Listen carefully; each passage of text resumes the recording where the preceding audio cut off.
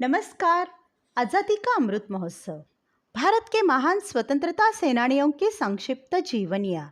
महाराष्ट्र राज्य शिक्षक महामंडल और सातारा जिला हिंदी अध्यापक मंडल के संयुक्त तत्वावधान में चली इस प्रेरक और ज्ञानवर्धक श्रृंखला में मैं सौ उज्ज्वला जनार्दन मोरे विठामाता विद्यालय कराड़ आपका स्वागत करती हूँ। हमारे पितामह श्रीमान ताका सूर्यवंशी सर जी के मार्गदर्शन में चली इस श्रृंखला में आपका तहे दिल से स्वागत है। आज इसकी 38वीं कड़ी में हम राघोजी भांगरे जी के बारे में जानेंगे। चलो फिर से आज वह नज़ारा याद कर ले, शहीदों को दिल में थी वो जाला याद कर ले, जिसमें बहकर आज़ादी पहुंची थी किनारे पे, देशभक्तों के खून की वो धारा याद कर ले। राघोजी भांगरे भारत के एक महान स्वतंत्रता सेनानी और क्रांतिकारी थे। उनका जन्म ही एक क्रांतिकारी कोली परिवार में हुआ था। राघोजी भांगरे के पिताजी रामाजी भांगरे जो मराठा साम्राज्य में सूबेदार के पद पर थे, उन्होंने अंग्रेज़ों के छक्के छुड़ा दिए थे और उनको अंडमान और निकोबार द्वीप समूह पर सेल्युलर जेल में काले पानी की सज़ा सुनाई गई थी। साथ ही राघोजी भांगरे के दादाजी के सगे भाई वालोजी भांगरे भी क्रांतिकारी थे।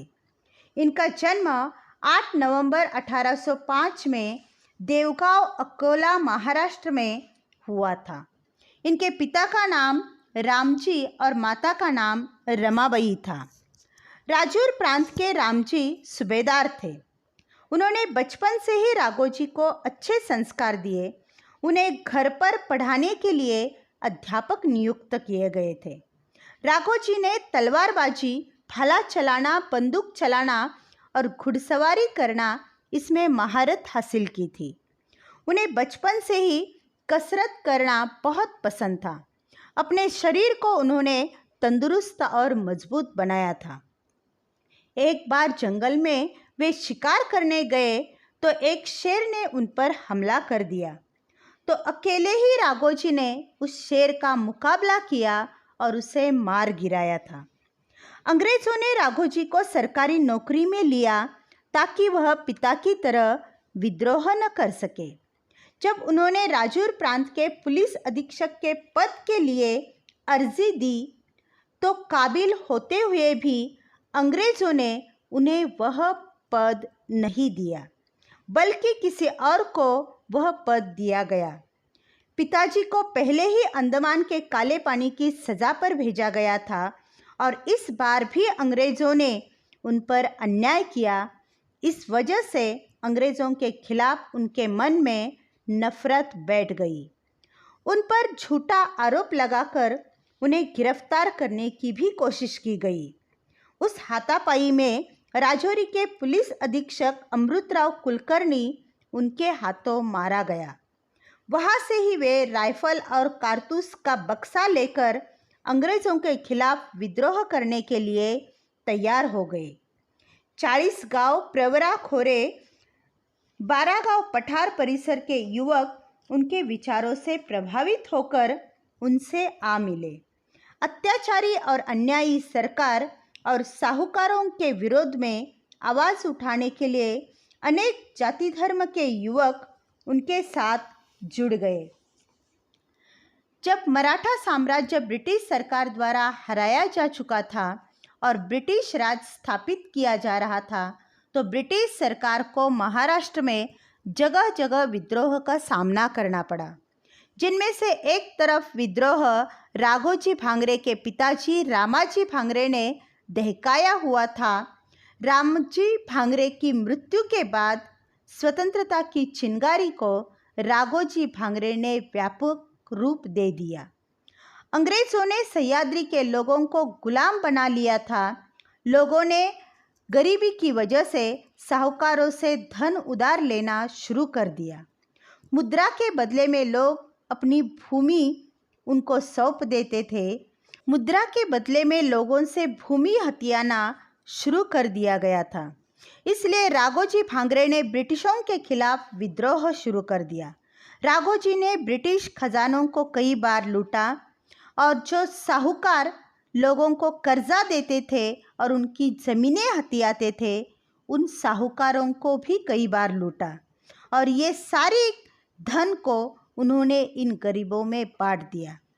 राघोजी ने ब्रिटिश शासन से अपने क्षेत्र को मुक्त घोषित कर दिया था। सन 1838 में राघोजी ने रतनगढ़ किले और सुनागढ़ किले को अपने कब्जे में ले लिया। इसके बाद ब्रिटिश सरकार ने विद्रोहियों के बारे में जानकारी जुटाने की कोशिश की, लेकिन कुछ हासिल नहीं हुआ।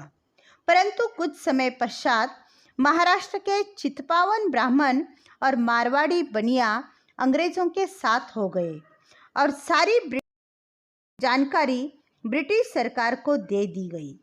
इसके बाद राघोजी भांगरे ने अपने सभी साथियों को कई जिलों में फैला दिया, लेकिन ब्रिटिश सरकार ने सभी सड़कें बंद करवा दी, जिसके चलते राघोजी भांगरे के 80 साथी पकड़े गए, जिसमें राघोजी के भाई बापूजी भांगरे भी थे। ब्रिटिश सरकार ने राघोजी के सर पर 5,000 रुपये इनाम घोषित कर दिया, जिंदा या मुर्दा पकड़ने के लिए।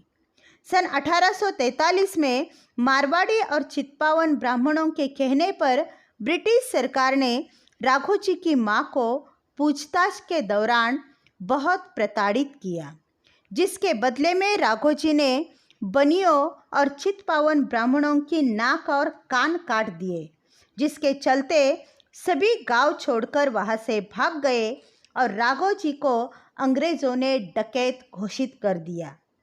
राघोजी के पास अंग्रेज़ों से लड़ने के लिए गुप्त रूप से पैसों की मदद आने लगी थी।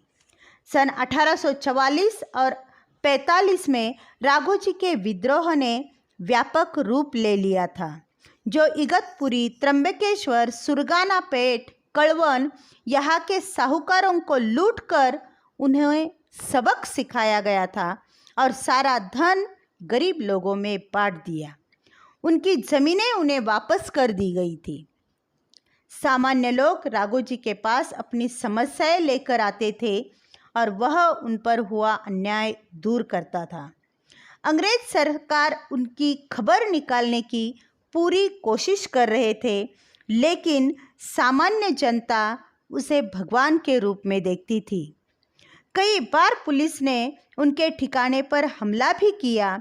जवाबी हमलों में राघोजी ने कई पुलिस के सिपाहियों को मार गिराया।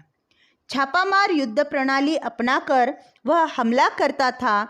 इसमें सैकड़ों पुलिस सिपाही मारे जाते थे। इसी तरह कैप्टन गिल हजारों की संख्या में सिपाही लेकर उन पर हमला करने निकल पड़ा। उसे भी मुंह की खानी पड़ी और कैप्टन गिल की जान पर बनाई। वह किसी तरह अपनी जान बचाकर जंगलों से भाग आया। जुन्नर में राघोजी भांगरे ने अंग्रेज़ों को आमने सामने ललकारा। वहाँ पर बड़ी मुठभेड़ हुई और बड़ी तादाद में क्रांतिकारी मारे गए। राघोजी की हार हुई, लेकिन वह भागने में सफल हो गया। राघोजी ने भूमिगत रहकर कार्य करने का निश्चय किया, लेकिन पंढरपुर में विट्ठल दर्शन के लिए गए राघोजी को अंग्रेज़ों ने पहचान लिया। मंदिर में ही उसे सैकड़ों सिपाहियों ने घेर लिया और निहत्थे राघोजी को धर दबोचा गया। उन पर मुकदमा चलाया गया और उन्हें फांसी की सज़ा सुनाई गई। 2 मई 1848 को अहमदनगर की जेल में राघोजी को फांसी दे दी गई। महात्मा फुले जी पर भी राघोजी भांगरे के विचारों का बहुत प्रभाव था। उनके सम्मान में महाराष्ट्र सरकार ने एक सर्किट हाउस का निर्माण किया गया है। ऐसे महान स्वतंत्रता सेनानी को हमारे कोटि कोटि प्रणाम। जय हिंद।